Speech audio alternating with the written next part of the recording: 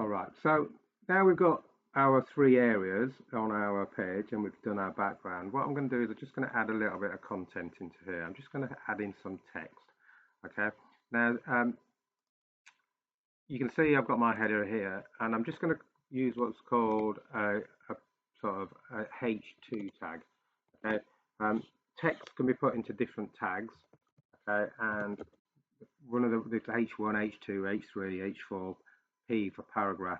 And these you can set the attributes of them. You can sort of set what they look like. So I'm just going to put this is the heading area. Okay, I'm just there. You can see I've just put that into what's called H2 tags. Now it doesn't really matter at the moment because we haven't given these any attributes. So I'm just going to put in the P tags. Just to change the bottom one to the P tag, just so then you can see the difference. So again, all I've done is added some content into those different areas, and hopefully you can see there. Now P tags are generally smaller than heading tags. Heading tags H, that's what the H is it kind of picks up a default from the software, but what we can do is we can configure these. Okay, so I've done some earlier just for speed. And again, these go into your style sheet. Okay, so you can see these. I've got a P tag, and I've just given those bits there. So let's just do one. So again, P, and you need the curly brackets.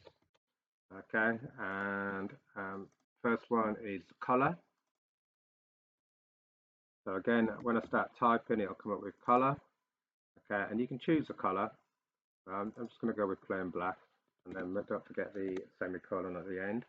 Okay, the next one is the font family. So the font family is, as you can see, you just click on there and it gives you all the different font families you've got. I think I chose, can't remember which one I chose now. I'll do that one. Anyway, it doesn't matter, you choose which one you want. Okay, and then also what we've got is the font size. Okay, so again, underneath that, when you start typing, it comes up with that stuff there. So I think I'm just going to give that a 12 pixel because it's just a small one. So it probably won't change that much. Okay, but again, once you've done that one, you can go back.